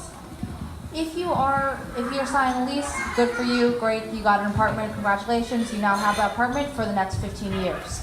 That is yours, they cannot take that away from you. If you are rejected, you can challenge an appeal. And the way the appeal process works is if you're rejected within 10 business days of being rejected or 2 weeks, you have to appeal. First, you appeal to developers. While you're appealing to developers, the developers have to keep an apartment on hold for you. The appeal process is saying, let's say the developer, if you are rejected, the developer has to say why you're rejected. Maybe the developer says your credit history is low, or because you had a fight with your landlord, or because of something else. Whatever they say it, if you think this isn't true, they said I had a fight with my landlord, but that was 3 years ago, and they're not allowed to look at that 3 years ago. Then you can appeal to them. After you do the appeal process with them, either they will say, yeah, the developers will either agree with you, oh, we did make a mistake, or they might say we didn't make a mistake, and then in that case, you can then file a separate appeal with the HPD and the HPC. You can file a separate appeal with the city government and say the developer said that I didn't meet the qualifications, but I actually do. That's a whole other thing. We can help you with that if you think you have an appeal. But other than that, their reason for rejecting you might be valid. Let's say your credit history is low, and that is something that they have to worry about. In that type of case, you can always try to find ways to fix that issue. And if you fix the issue before you apply, you're not allowed to talk about that issue. Another thing is you can also apply to others. Your application, if you did on housing tech, is already there. All you have to do is click the apply button. It's not a very difficult thing. So you can always apply to more. Like I said before, this is a lottery, so you might not get selected. If you don't get selected, just apply to more. The more you apply to, the more likely you are to get selected. Another people who are more likely to get selected is people, there's a lot more one-bedroom apartments and studio apartments. So for young, urban professionals, those type of people are more likely to get apartments. Single people, or if two people versus a family, there's less apartments available for families, so you are less likely to get selected for a family, but sorry about that. तपाईको त्यो interview भइसकेपछि के हुन्छ भने तपाईले पाउने र नपाउने त्यहाँबाट डिसाइड हुन्छ, ती नै निर्णय हुन्छ। तपाईले पाउनु भयो भने तपाईले त्यो घरको लिज साइन गर्न सक्नुहुन्छ, तपाईले चाबी पाउनुहुन्छ, तपाई सक्नुहुन्छ, तपाईको त्यो कसैले खोज्न सक्दैन। सर्टेन 10 वर्ष कि 15 वर्षको लागि ग्यारेन्टी गरेर तपाईलाई दिइसकेको हुन्छ। यदि तपाईले पाउनु भएन भनेको अप्सन चाहिँ के हो भने तपाईले फेरि लड्न सक्नुहुन्छ, अपिल गर्न सक्नुहुन्छ। त्यसमा चाहिँ मैले किन पाइनँ त डेभलपरकोमा जान सक्नुहुन्छ, त्यहाँनिर तपाईलाई पठाउँछ। तत्कालै त्यो नपाउन साथै तपाईलाई चाहिँ रिजेक्ट गरेर फर्काउने, घर फर्काउने होइन, तपाईलाई अर्को अप्सन पाउँछ। किन नपाएको भन्ने कुरा तपाईले जान सक्नुहुन्छ। तपाईको चाहिँ क्रेडिट मन परेन कि डेभलपरलाई, तपाईँको क्रेडिट मन पर्ने कि तपाईँको ब्याकग्राउन्ड चेक गर्दा उनीहरूलाई पनि शङ्का लागेको छ कि के छ, त्यो कुराहरू तपाईँलाई स्पष्टीकरण दिने मौका तपाईँलाई पाउनुहुन्छ। र त्यति गरिसकेपछि पनि डेभलपरले तपाईँले रिजेक्ट नै गरेको खण्डमा फेरि सिटी गभर्मेन्टमा गएर फेरि लड्न सक्नुहुन्छ। यो डेभलपरले मलाई चाहिँ अस्वीकार गर्यो, तर म चाहिँ योग्य छु, यो चाहिँ मैले पाउनुपर्छ भनेर फेरि त्यहाँनिर जान सक्नुहुन्छ। त्यसको प्रोसेसहरू छ। त्यो प्रोसेसहरूको बारेमा भोलि त्यस्तो परेको खण्डमा थ्रुली गाइड चाहिँ हामी गर्न सक्छौँ, हामी हाउसिङ एम्बेसडरहरूले गर्न सक्छौँ। तपाईँ सिटीले त्यहाँ पनि जान सक्नुहुन्छ, हामी थ्रुबाट पनि जान सक्नुहुन्छ। One thing I just want to make very clear is this is not something you have to pay for. You should never have to pay for housing ambassadors. Our services are free. That's not something we get allowed to charge a fee for. You also shouldn't pay for any other. There's only one time you can pay, and that's I think during the interview. Is that right? The only time you can make a deposit. That's the only time.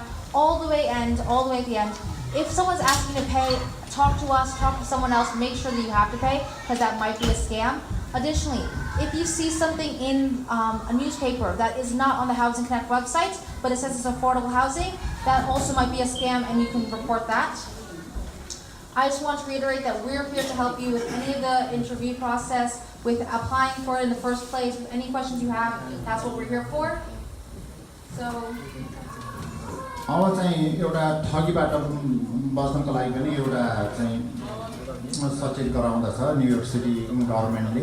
त्यसमा चाहिँ के छ भने तपाईँ त्यहाँ जानु हुँदाखेरि कसैले पैसा मागेको खण्डमा तपाईँले नदिनुहोस्, र तपाईँलाई सहयोग गर्ने कुनै पनि न्युयोर्क सिटीको कर्मचारीले तपाईँबाट पैसा लिँदैन, फी लिँदैन। र हाउसिङ एम्बेसडर भनेर अहिले अब शेर्पा गिल्डमा हामी 3 जना हाउसिङ एम्बेसडर छौँ। हाउसिङ एम्बेसडरलाई कुनै सल्लाह मागेको खण्डमा हाउसिङ एम्बेसडरले त्यसमा फी लिन पाउँदैन। तपाईँलाई फर्म भरिदिएको खण्डमा तपाईँलाई फी लाग्दैन, त्यो निशुल्क हुन्छ। र यो फी जब तपाईँलाई कतिखेर लाग्छ भने तपाईँ एप्रुभ भइसकेर सबै भएर अब सर्ने भन्ने बेला, अनि त्यसपछि तपाईँको डिपोजिट लाग्छ, त्यो मात्रै हो, त्योभन्दा अरू कुनै पनि लाग्दैन। र त्यस अलावा के छ भने कुनै न्युजपेपरमा, कुनै पत्र पत्रिकामा हाउसिङ एफोर्डेबल हाउसिङको लागि यस्तो एड्रेसमा यस्तो किसिमको बिल्डिङ खुलेको छ भनेर कुनै समाचार देख्नुभयो भने त्यो समाचारलाई तपाईँले भेरिफाई गर्नुहोस्। त्यसलाई चाहिँ हो कि होइन भनेर चाहिँ यो हाउसिङ कनेक्टको वेबसाइटमा गएर हेर्नुहोस्, अथवा हामी हाउसिङ एम्बेसडरलाई सोध्नुहोस्, त्यहाँ यस्तो ठाउँमा खुलेको रहेछ होइन। ल ज्याक्सन हाइट्समा चाहिँ यहाँनिर यति धेरै ठुलो चाहिँ अपार्टमेन्टमा यतिवटा अपार्टमेन्ट चाहिँ एफोर्डेबल हाउसिङको लागि खुलेको रहेछ, यो एउटा लोकल न्युज पेपरमा देखिएको भनेर चाहिँ भन्नुहुन्छ भने त्यहाँ गएर सोध्नुपर्छ, अथवा हाउसिङ कनेक्टको वेबसाइटमा हेर्न सक्नुहुन्छ आफैले। दोस्रो कुरा, उहाँ 311मा कल गरेर चाहिँ HPDमा सोध्न सक्नुहुन्छ। अर्को कुरा चाहिँ हामी हाउसिङ एम्बेसडरलाई सोध्न सक्नुहुन्छ। त्यसपछि होइन भने त्यहाँ पनि तपाईँ फस्न सक्नुहुन्छ, त्यस कुराहरूमा पनि फस्न सक्नुहुन्छ। अनि अरू कुनै पनि कुरा जब तपाईँ 311 फोन गरेर चाहिँ तपाईँको क्रेडिट कार्ड नम्बर दिनुपर्ने, तपाईँको ब्याङ्कको चाहिँ इन्फर्मेसन दिनुपर्ने, तपाईँको ATM कार्डबाट यस्तो केही अथराइज गर्नुपर्ने, कुराहरू हुँदैन। यदि त्यो छ भने तुरुन्त रिपोर्ट गर्नु होला। त्यही हो।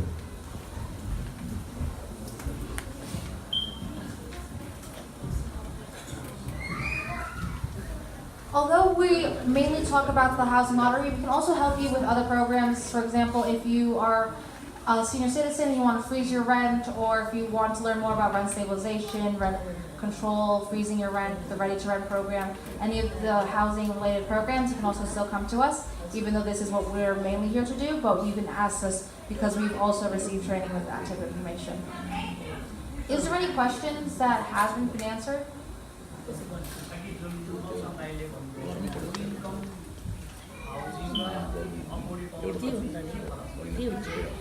Low-income housing, like NYCHA, is specifically for people such an age. That's specifically for people of a certain income, and those are what we consider like the projects. But what we're talking about here, affordable housing, most often these are in luxury apartments, not in the these are not the projects. These are new luxury apartments that are being built. They are very nice places in very nice neighborhoods. And what these are, a certain amount of apartments are set off. It might be 50% are affordable housing or 20% are affordable housing. Affordable housing just means if it's 30% or less of your income is spent on rent and utilities. So even if you're, you don't have to be low income to apply for affordable housing. You also, if your income increases or decreases, you can still stay in there.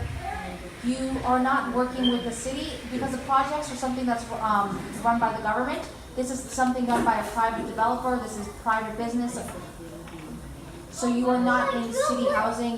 This is someone's actual business. Does that make sense?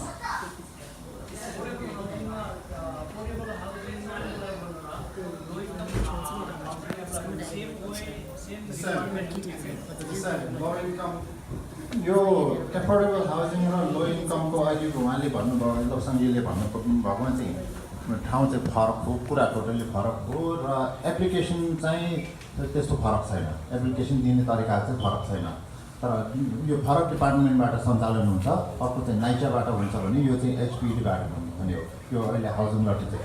अर्को चाहिँ त्यो तपाईँले अघि उहाँले भन्नुभएको चाहिँ के भने त्यो लो इन्कमवाला त्यसलाई नै बस्नकै लागि बनेको बिल्डिङहरू हुन्छ। सर्टेन एरिया तोकेर 2-4वटा बिल्डिङ कतिवटा चाहिँ त्यस्तै मान्छेहरूलाई राख्नको लागि बनेको बिल्डिङ हो भने अहिले हामीले यो एफोर्डेबल हाउसिङ लटरी चाहिँ त्यस्तो होइन। लटरी चाहिँ भनेको चाहिँ त्यसमा चाहिँ ठुल्ठुला राम्रो नेबरहुडमा चाहिँ लग्जरी अपार्टमेन्ट्सहरू पनि पर्छन्। यहाँनिर चाहिँ मैले अघि पनि भने तपाईँ यो रुममा बस्नुहुन्छ, तपाईँको कमाइ 50,000 छ भने अर्को चाहिँ पल्लो अपार्टमेन्टमा त्यहाँ मिलिनियर पनि बसेको हुनसक्छ, बिलिनियर पनि हुनसक्छ होइन। तल गेटमा चाहिँ तपाईँको चाहिँ त्यहाँ डोरम्यानदेखि लिएर तपाईँ भित्र पस्दाखेरि ढोका टाँगिदिनुदेखि लिएर सबै सुविधाहरू त्यहाँ हुनसक्छ। तर खालि तपाईँ त्यहाँ रेन्ट चाहिँ कम्ती तिर्नुहुन्छ। फरक त्यो हो।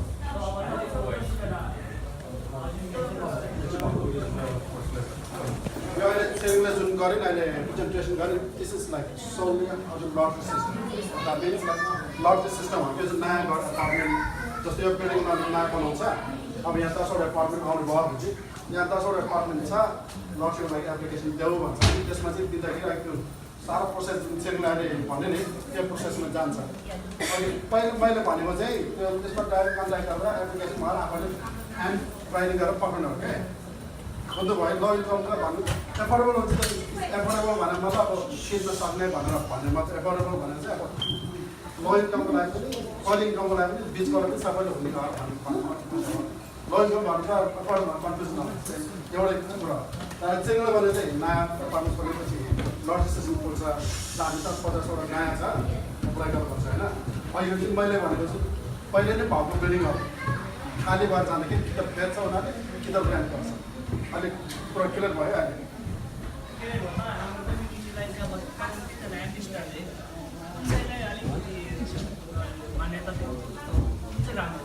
अब प्रोग्राम बनाउँछ उहाँले कसरी गर्छ त्यही हिसाबले चाहिँ उहाँले चाहिँ भनेर चाहिँ मान्छेहरू गर्छ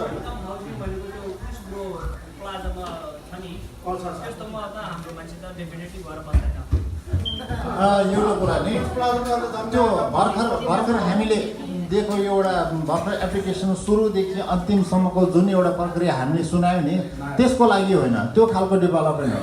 अहिलेको यो खालको कुराको लागि अहिले पत्रिकामा नोटिस निस्क्यो है, ल अहिले ज्याक्सन हाइट्सको 75 स्ट्रिटमा चाहिँ 12वटा चाहिँ एफोर्डेबल हाउसिङ युनिटहरू खुल्दैछ, एप्लिकेसन देऊ भनेको छ भने त्यो ठाउँमा गएर तपाईँले हेर्नु भने बिल्डिङै हुँदैन त्यहाँ। अब बनाउँदै हुन्छ त्यहाँ स्केपबोर्ड हालेर खन्दै हुन्छ, त्यहाँ जग हाल्दै हुन्छ, सिमेन्ट ढलान हुँदै गरेको हुन्छ त्यहाँ, त्यस्तो हो। तर तपाईँले भन्नुभएको लो इन्कम हाउस चाहिँ पहिल्यै बनिसकेको हुन्छ, त्यहाँ त्यो ठाउँमा मान्छे बसिराखेको हुनसक्छ, त्यहाँ खाली हुन्छ, त्यसमा तपाईँले दिने हो, त्यो चाहिँ फरक हो। त्यहाँनिर चाहिँ त्यो चाहिँ सायद लटरी पनि होइन, त्यो सिस्टमको बारेमा मलाई त्यति साह्रो थाहा पनि छैन त्यहाँ कसरी एप्लाई गर्छ। त्यहाँनिर चाहिँ तपाईँको कुनै फ्यामिली मेम्बर बिरामी छ, हस्पिटलमा छ, अब भाडा तिर्नु नसक्ने भयो, काम गर्न नसक्ने भयो भनेदेखि के उसबाट क्राइटेरिया अनुसार त्यहाँ पर्छ, त्यहाँ एप्लाई गर्न पाइन्छ। त्यहाँनिर चाहिँ खाली हुन साथै पाउने, यो ठाउँमा खाली छ छैन भन्ने हुन्छ होइन। त्यसमा चाहिँ म जान चाहन्न, किनभने गल्ती गर्न चाहन्न, मलाई थाहा छैन। तर यसमा चाहिँ यो लटरी सिस्टममा चाहिँ के हुन्छ भने सबै नयाँ बिल्डिङ हो, नयाँ अपार्टमेन्ट हो। उदाहरणको लागि अहिले तल 57 छ 7th एभिन्यूबाट नयाँ बिल्डिङ बन्दैछ भने त्यहाँ पनि हुन्छ, डेफिनेटली हुन्छ। त्यहाँ कतिवटा हुन्छ युनिट हुन्छ त्यो थाहा।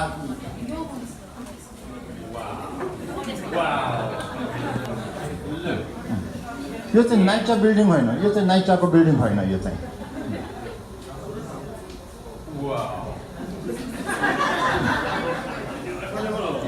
एफोर्डेबल हाउसिङ छ। एफोर्डेबल हाउसिङ उदाहरणको लागि म ठाउँ तोकेर भन्छु। अब अहिले यो हाम्रो लङ आइल्यान्ड सिटीको वाटर फ्रन्टमा ठुल्ठुलो बिल्डिङहरू छ नि, त्यहाँ पनि एफोर्डेबल हाउसिङमा बसिराखेका छन्, यो प्रोसेसबाट पनि बसेका छन्। त्यहाँ तल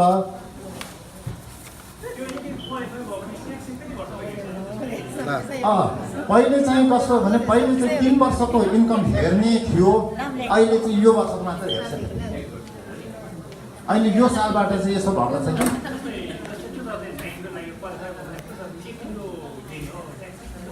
होइन, अहिले यही वर्षको यसै वर्षको अहिलेको यो सालको मात्र हेर्छ। अब फेरि कुनै प्रिन्टेड मेटेरियलमा के हुन्छ भने 3 वर्षको चाहिँ तपाईँको ट्याक्स रिटर्न देखाउनु भन्ने खालको, त्यसोमा कन्फ्युज नहुनु होला। 3 वर्षको देखाउनु पर्दैन, सायद अहिले एप्लाई गर्ने भने 2017 को देखाउने होला, तर अहिले यतिखेरको हेर्ने हो, त्योभन्दा बढी देखाउनु पर्दैन। तर अहिलेको चाहिँ एकदमै महँगो भयो। तपाईँ अहिले चाहिँ इन्कम एकदम धेरै छ भनेदेखि त्यसमा चाहिँ आर्ग्यु गर्न नपर्छ। यस्तो चाहिँ यो कारणले मात्रै यसपालि चाहिँ बढ्यो, अर्को साल त फेरि यस्तो हुँदैछ भनेर चाहिँ गर्ने ठाउँ पनि छ। त्यहाँ इन्कम कम भएको ठाउँमा तपाईँको कागजमा इन्कम कम छ भनेदेखि मेरो चाहिँ फेरि उता नगदमा श्रीमतीले चाहिँ यता क्यासमा काम गरेर चाहिँ त्यहाँबाट पनि इन्कम छ, त्यही भएर मेरो त इन्कम 30,000 मात्र होइन नि, मेरो त जम्मा त 50,000 को हो भनेर देखाउने पनि छ त्यहाँ ठाउँ, त्यस्तो पनि छ होइन।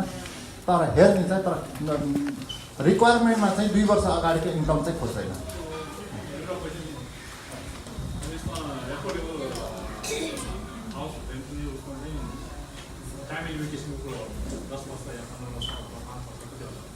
Suppose 10 years from my time. After 10 years, what have you do? You still keep the होइन once you stay, you keep the property. मैले त्यो त सदालाई बस्नु सक्नुहुन्छ त्यो त। 15 years पछि चाहिँ के हुन्छ? 10 years पछि के हुन्छ? त्यो छुट्टै हो, you don't get tax limitation. No, that's a different one. I think that's मैले पहिला भने नि त्यो डेभलपमेन्टले पो 10 वर्ष 15 वर्ष कन्ट्र्याक्ट गरेर बनाएको हुन्छ के तपाईको।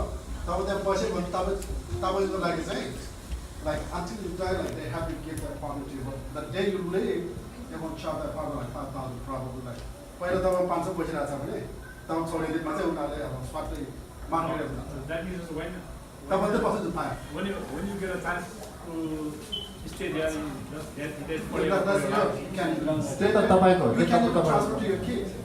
But if you transfer it to your kids have to be living with you for a specific amount of Yeah, time. for at least 2 years or something.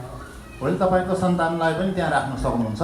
तर सन्तानलाई भनेर तपाईँको सन्तान अहिले तपाईँ छोरा चाहिँ क्यालिफोर्नियामा छ, अब तपाईँले घर छोड्ने भएर क्यालिफोर्नियाबाट छोराहरूलाई ल्याएर राख्छु भन्नु चाहिँ मिल्दैन। फेरि चाहिँ छोरालाई ल्याएर पहिल्यै बसेको हुनुपर्छ, छोरा कति वर्ष त्यहाँ बसेको हुनुपर्छ रेकर्डमा, अनि त्यसपछि तपाईँले फेरि छोरालाई छोडेर जान सक्नुहुन्छ। त्यस पुस्तौँ पुस्ता जान सक्छ।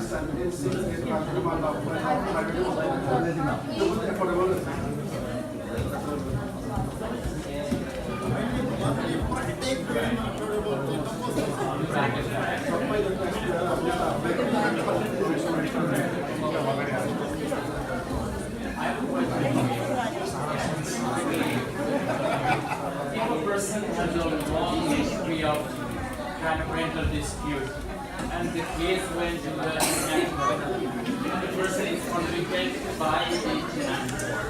Does that It could be, but it depends on how old that history is. They're only allowed to look at your history for, I can't remember what period of time, but it depends on how old that case was. If that case was like 5 years ago, that's not going to be an issue. Yeah, because there are a lot of things. What they're trying to take into account, what the HPD tries to take into account is the fact that people of low income might have those type of issues because of the fact that you might not be able to pay your rent because you don't have that money. Like, that's something that might be an issue. But now you do. They don't want your past to be a burden to you, so there is a limit on how old that information. I brought this image up just because I wanted to show you. This was updated July 5th, so this is not the most recent. But they're constantly changing. Last time, you can see a lot of them are just in places where new developments being built.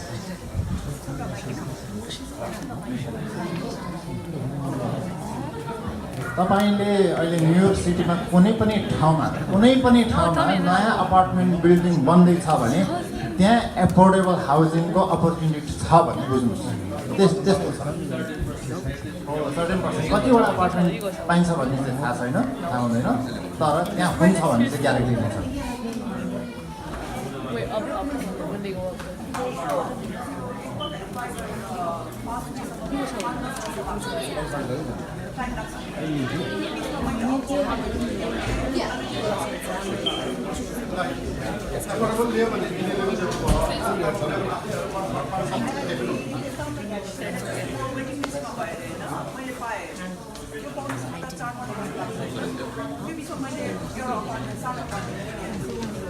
I'm not gonna watch the whole thing.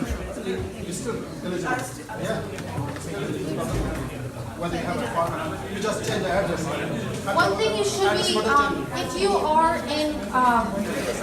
if your application is being processed, one thing you should make sure of is you should check what your lease is when you're renewing your lease, because if you do get an apartment, you have to like move in within a certain amount of time.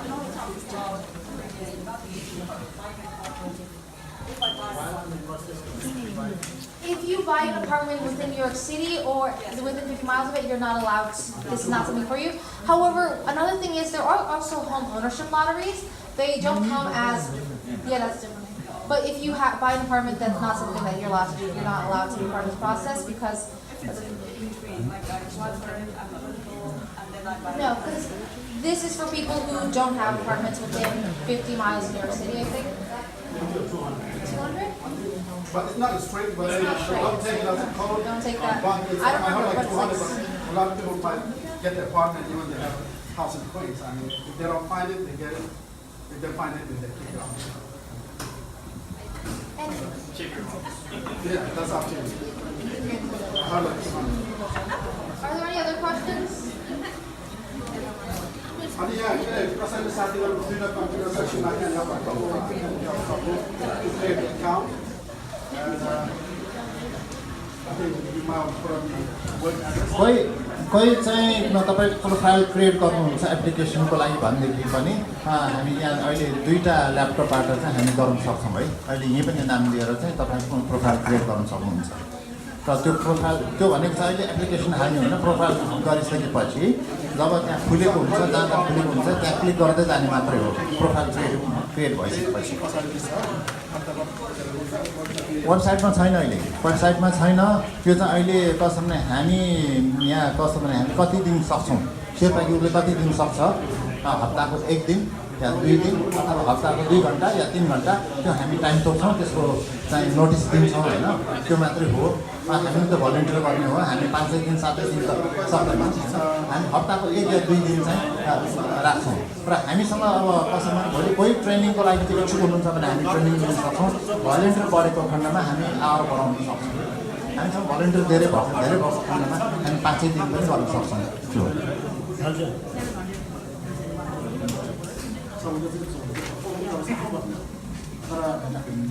Apartment video, just the apartment apply on. You want to apply for 2 bedroom, right?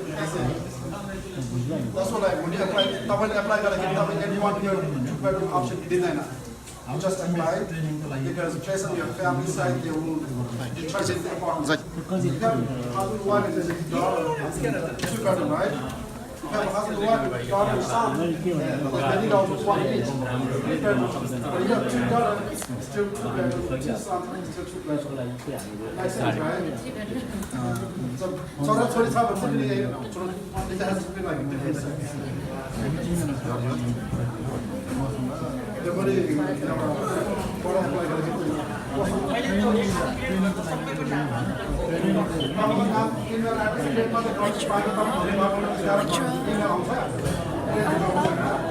Ba, ba, ba.